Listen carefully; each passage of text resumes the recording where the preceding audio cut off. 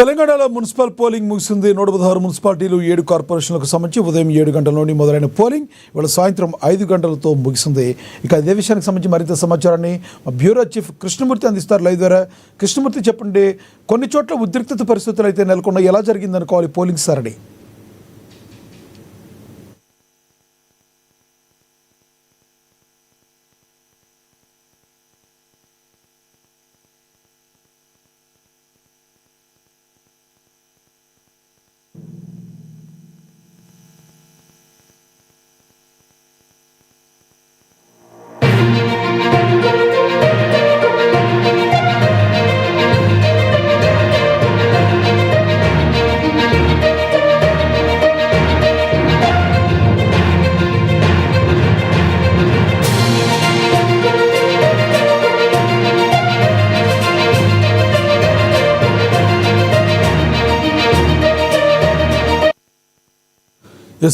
Breaking news చూస్తున్నాం. తెలంగాణలో municipal polling ముగిసింది. 116 మున్సిపాలిటీలు 7 కార్పొరేషన్లకు సంబంధించి ఉదయం 7 గంటలకు మొదలైన పోలింగ్ ఇవాళ సాయంత్రం 5 గంటలతో ముగిసింది.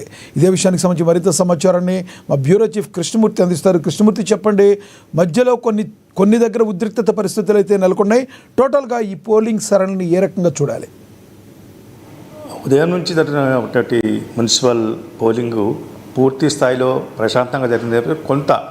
కొన్ని చోట్ల చెదురుమదురు సంఘటన, అంటే పెద్ద హింసాత్మకమైనటువంటి కావు. పోలీసులు లాఠీలకు పనిచెప్పే విధంగా మరీ ఎక్కువగా ఇదే విధంగా ఏం లేదు. శాంతి భద్రతలకు విఘాతం కలిగించే విధంగా లేదు.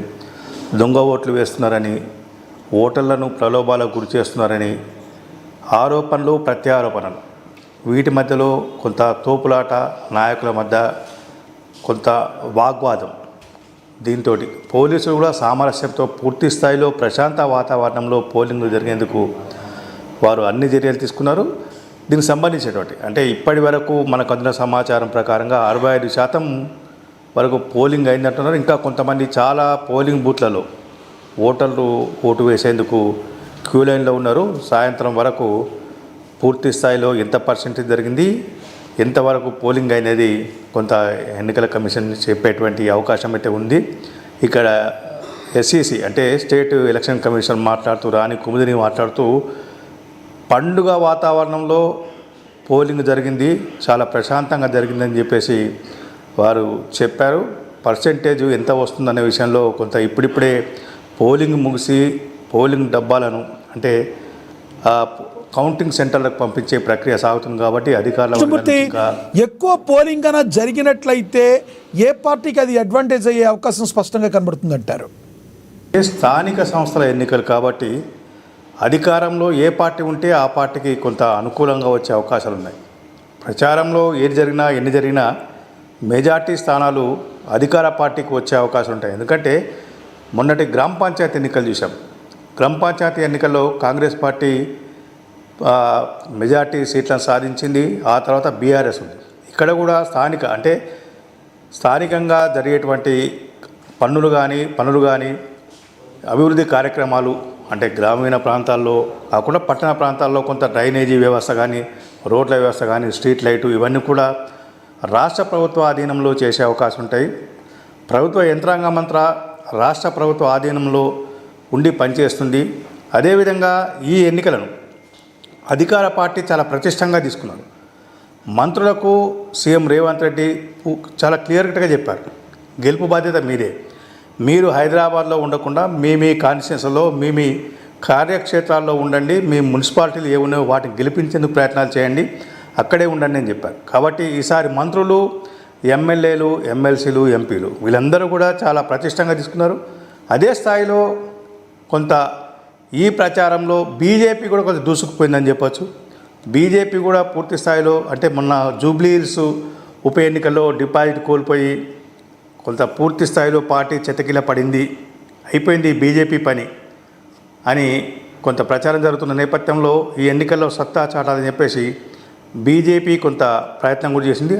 ఇదే సమయంలో బీఆర్ఎస్ కూడా సీఎం రేవంత్ రెడ్డి ప్రతి మాటకు జవాబిస్తూ, ప్రతి సవాల్ను స్వీకరిస్తూ, ప్రతి అంశాన్ని సీఎంకు అంటగడుతూ ఏదైతే ప్రచారం చేశారో, ఇటు కేసీఆర్ ప్రచారం రాకపోయినప్పటికీ కేటీఆర్, హరీష్ రావు వీరిద్దరూ పూర్తి స్థాయిలో పార్టీ గెలుపు బాధ్యతను తమ భుజస్కంధాలపైన వేసుకొని వాళ్ళు ప్రచారం చేశారు. ఇటు కాంగ్రెస్, బీఆర్ఎస్, బీజేపీ 3 పార్టీలు కూడా హోరాహోరీగా తలపడ్డాయని చెప్పొచ్చు.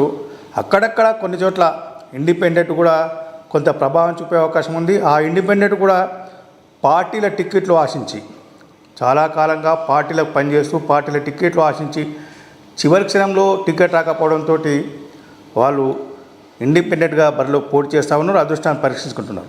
అయితే కృష్ణమూర్తి కొన్ని దగ్గర కొన్ని ఉద్రిక్తత పరిస్థితులు అయితే నెలకొని దీనిలో ప్రధానంగా చూసుకుంటే బీఆర్ఎస్కి సంబంధించిన ఒక అభ్యర్థి ₹1,00,000 పోలీసుల దగ్గర వదిలి పరారైనట్లుగా మరి పంచుతున్నారు అని, డబ్బులు ఇలా పంచుతున్నారని తెలిసిన వెంటనే పోలీసులకు రంగంలోకి దిగినట్లుగా తెలుస్తుంది. ఎలా చూడాలంటారు? కొన్ని చోట్ల మనం ఇంతకుముందే చెప్పుకున్నాము, ఓటర్లను ప్రలోభ పెట్టడానికి ప్రయత్నం చేశారు. గ్రేటర్ హైదరాబాద్ పరిధిలోని ఒక మున్సిపాలిటీలో అభ్యర్థి సిల్వర్ కాయిన్లు పంచారు అని చెప్పేసి కొంత ప్రచారం జరిగింది. కొంత ప్రత్యర్థి పార్టీలు పట్టుకున్నారు అని కూడా వస్తూ ఉన్నది. అదేవిధంగా మీరు అన్నట్టుగా డబ్బులు కొన్ని చోట్ల ఒక క్యాండిడేట్ అసలు క్యాండిడేట్ కాదు కానీ ఆటోలో అరటి పండ్లు పంచారు ఓటర్లు. అంటే ప్రలోభాలకు ఏ రకంగా ఉంటుందనేది ఆటోలో అరటి పండ్లు కూడా పంచారు. దాన్ని కూడా పోలీసు వాళ్ళు పట్టుకొని కేసు బుక్ చేశారు. అంటే ఇట్లాంటి సంఘటనలు చాలా ఉన్నాయి. అక్కడక్కడ అంటే చివరి క్షణంలో ఇది వారం 10 రోజుల నుంచి వంటి చేసినటువంటి ప్రచారం ఒక ఎత్తు, పోలింగ్ కేంద్రానికి వచ్చినప్పుడు కానీ పోలింగ్ కేంద్రకు వచ్చే వాళ్ళని ఆకర్షించడము, వాళ్ళను ప్రసన్నం చేయడం, అంటే ఓటర్లను ఏ రకంగా ప్రసన్నం చేసుకోవాలి అనే ప్రక్రియలో భాగంగా ఇవన్నీ కూడా జరుగుంటాయి. అంటే చివరి క్షణం ఎవరైనా క్యాండిడేట్లు ఈ ఎన్నికను ప్రతి క్యాండిడేటు ప్రతిష్టాత్మకంగా తీసుకున్నారు. ఇటు కాంగ్రెసు, బీజేపీ, బీఆర్ఎస్తో పాటు మిగతా పార్టీలు ఏవైతే ఎంఐఎం ఇట్లాంటి పార్టీలు అవి కూడా, తర్వాత ఇండిపెండెంట్లు అయితే మరింత ప్రతిష్టాత్మకంగా తీసుకున్నారు. శివారులోని మరో మున్సిపాలిటీలో ఒక్కొక్క క్యాండిడేటు ఓటర్లకు ₹1,00,000 ఇచ్చారని చెప్పేసి ఒక ఒక డివిజన్ సంబంధించినటువంటి అభ్యర్థి ఒక ఓటుకు ₹1,00,000 అంటే ఈ రకంగా ప్రచారం జరుగుతూ ఉన్నది. కొన్ని అది ఈ విషయంలోనే అంటే దీనిలో నిజంగా విజయ్ బావుట ఇండిపెండెంట్లు విజయ్ బావుట ఎగరేస్తే ఇండిపెండెంట్లు ఆఫ్టర్ తర్వాత ఏ పార్టీల వైపు మొగ్గు చూపే అవకాశం స్పష్టంగా ఉందంటారు? ఇండిపెండెంట్ అంటే అక్కడ వచ్చేటువంటి అధికారంలోకి అంటే ఆ మున్సిపాలిటీని ఎవరు కైవసం చేసుకుంటారు, ఆ మున్సిపాలిటీ చైర్మన్ కానీ మేయర్ కానీ ఎవరు కాబోతున్నారు, ఇదొక అంశం ఉంటుంది. చివరి క్షణంలో కొంత అంటే మేయర్కు, చైర్మన్కు ఎన్నికకు కొంత పోటాపోటీ వచ్చినప్పుడు, పోటాపోటీ మేయర్తో వచ్చి 2 పార్టీలు టై అయ్యే విధంగా ఉన్నప్పుడు అప్పుడు ఇండిపెండెంట్లకు డిమాండ్ పెరిగే అవకాశం ఉంటుంది.